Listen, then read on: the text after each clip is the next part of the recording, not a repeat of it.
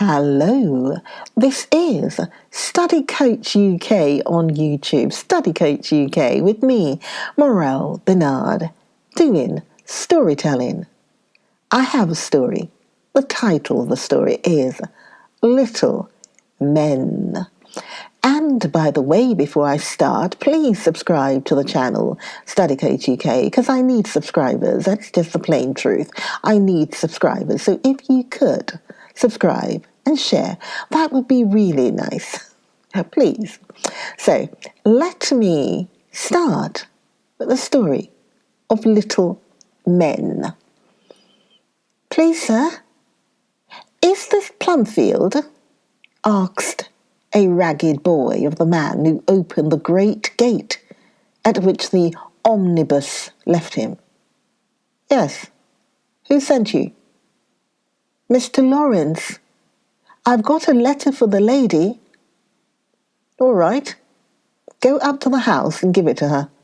She'll see you, little chap. The man spoke pleasantly, and the boy went on, feeling much cheered by the words. Through the soft spring rain that fell on sprouting grass and budding trees, Nat saw a large square house before him, a hospitable-looking house with an old-fashioned porch, wide steps, and lights shining in many windows. Neither curtains nor shutters hid the cheerful glimmer, and pausing a moment before he rang, Nat saw many little shadows dancing on the walls, heard the pleasant hum of young voices, and felt that it was hardly possible that the light and warmth and comfort within could be for a homeless little chap like him. I hope the lady will see to me, he thought, and gave a timid rap with the great bronze knocker, which was a jovial griffin's head. A rosy-faced servant maid opened the door and smiled as she took the letter which he silently offered. She seemed used to receiving strange boys, for she pointed to a seat in the hall and said, with a nod, "Sit there and drip on the mat a bit while I take this to Mrs." Nat found plenty to amuse him while he waited, and stared about him curiously, enjoying the view, yet glad to do so unobserved in the dusky recess by the door. The house seemed swarming with boys who were beguiling the rainy twilight with all sorts of amusements. There were boys everywhere, upstairs and downstairs, and in the ladies' chamber, apparently. For various open doors showed pleasant groups of big boys, little boys, and middle-sized boys in all stages of evening relaxation, not to say effervescence. 2 large rooms on the right were evidently schoolrooms, for desks, maps, blackboards, and books were scattered about. An open fire burned on the hearth, and several indolent lads lay on their backs before it, discussing a new cricket ground with such animation that their boots waved in the air. I just want to pause a second here. I said 2 words that you might be wondering what it means. I'm just going to spell the words for you. So I said that there were big boys, little boys, and middle-sized boys in all stages of evening relaxation, not to say effervescence. Spelling of effervescence. E-F-F-E-R-V-E-S-C-E.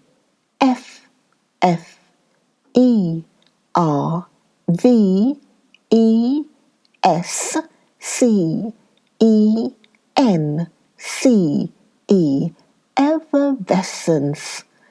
Again, Effervescence.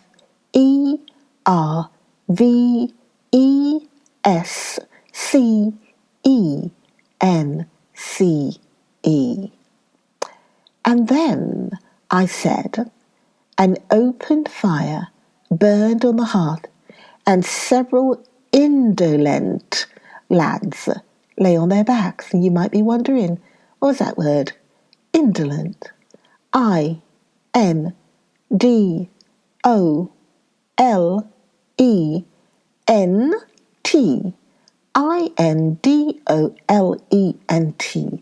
And then you can look up the meaning of those words. So they laid on their backs before it, discussing a new cricket ground with such animation that their boots waved in the air. A tall youth was practicing on the flute in one corner, quite undisturbed by the racket all about him. 2 or 3 others were jumping over the desk, pausing now and then to get their breath and laugh at the droll sketches of a little wag who was caricaturing the whole household on a blackboard. So somebody's drawing on a blackboard. In the room on the left, a long supper table was seen, set forth with great pitchers of new milk, piles of brown and white bread, and perfect stacks of the shiny gingerbread so dear to boyish souls. A flavour of toast was in the air, also suggestions of baked apples, very tantalising to one hungry little nose and stomach. The hall, however, presented the most inviting prospect of all, for a brisk game of tag was going on in the upper entry. So I said a brisk game of tag, B-R-I-S-K, brisk. And you can look up that word as well. A brisk game of tag was going on in the upper entry. One landing was devoted to marbles, that's a game. The others to checkers, that's a game. While the stairs were occupied by a boy reading, a girl singing a lullaby to her doll, 2 puppies, a kitten, and a constant succession of small boys sliding down the banisters to the great detriment of their clothes and danger to their limbs. So, to the great detriment of their clothes and danger to their limbs. So sometimes we can make an intelligent guess about the word. So if they're sliding down the banisters to the great detriment of their clothes and danger to their limbs, yes, that would mean it's not doing them any good. Detriment, D-E-T-R-I-M-E-N-T, detriment. Spoiling, yes, maybe we'll be doing something about, they're making their clothes dirty, etc. Detriment of their clothes and danger to their limbs, L-I-M-B-S, their legs and arms and so forth. So absorbed did Nat become in this exciting race that he ventured farther and farther out of his corner.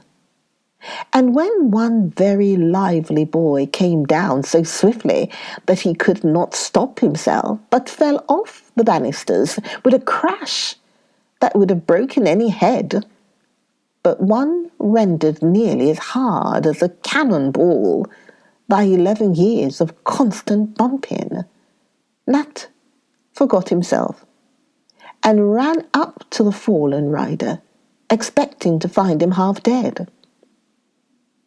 The boy, however, only winked rapidly for a second, then lay calmly, looking up at the new face with a surprised, "Hello, hello," returned Nat, not knowing what else to say, and thinking that form of reply both brief and easy. "Are you a new boy?" asked the recumbent youth without stirring. "Don't know yet." "What's your name?" "Nat Blake." "Mine's Tommy Bangs. Come up and have a go, will you?" And Tommy got upon his legs like one suddenly remembering the duties of hospitality.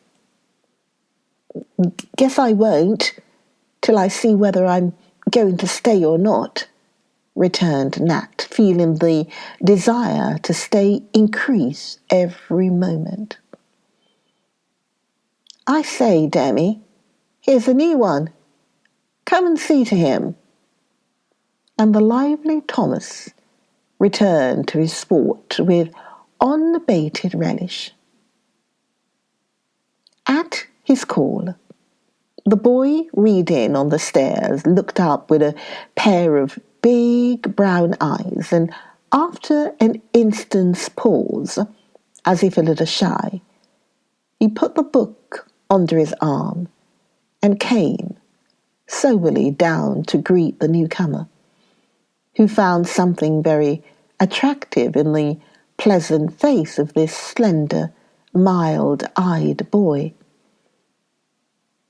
"Have you seen Aunt Jo?" he asked, as if that was some sort of important ceremony. "I haven't seen anybody yet but you boys. I'm waiting," answered Nat. "Did Uncle Laurie send you?" proceeded Denny, politely but gravely. "Mr. Lawrence did." "He's Uncle Laurie, and he always sends nice boys."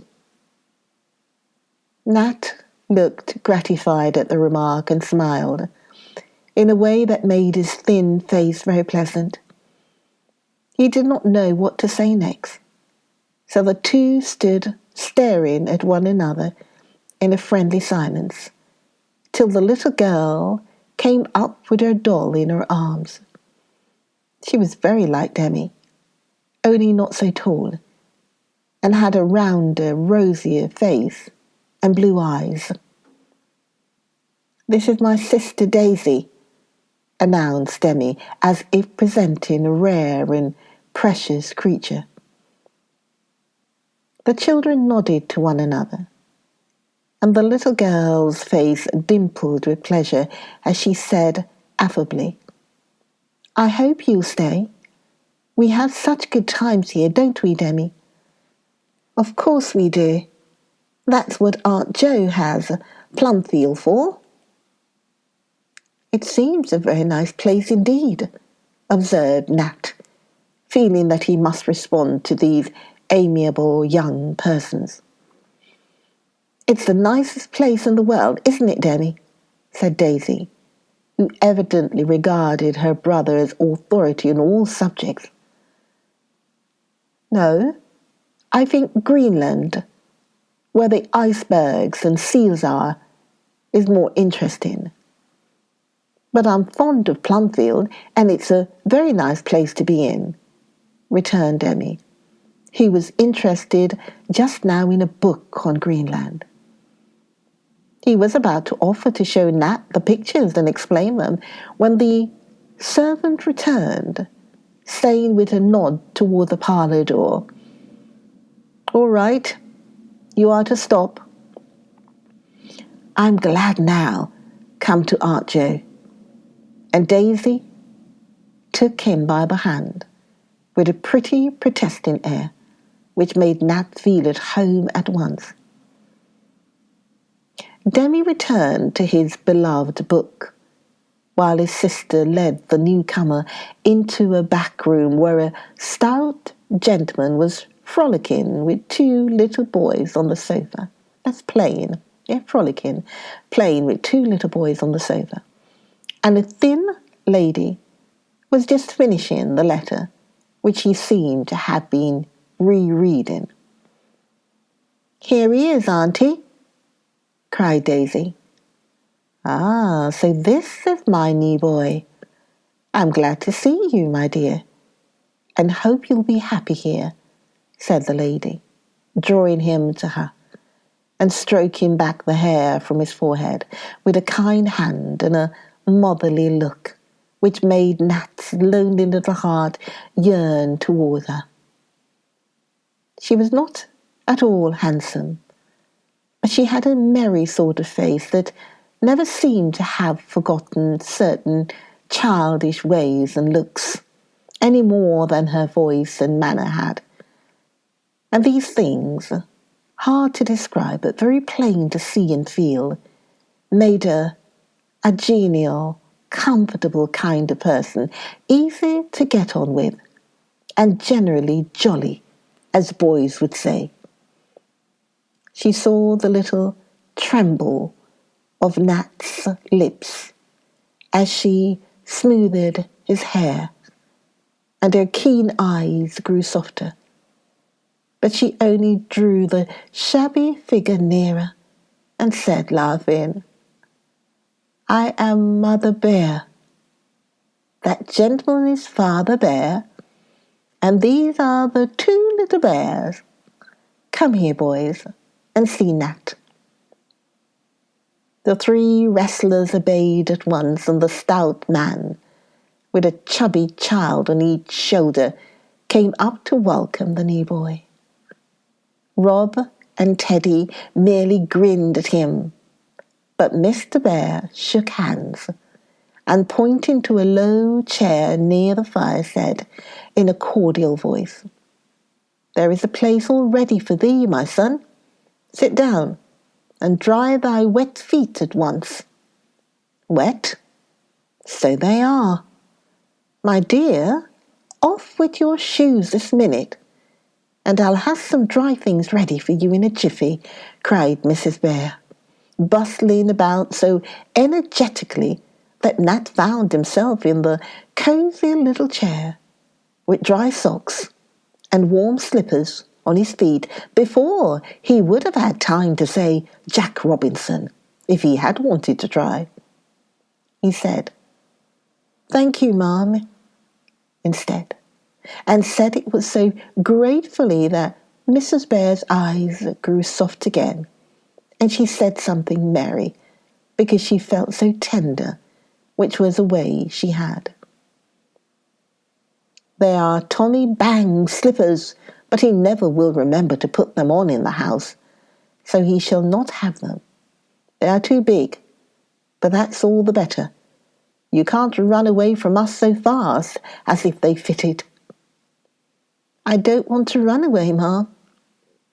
And Nat spread his grimy little hands before the comfortable blaze with a long sigh of satisfaction.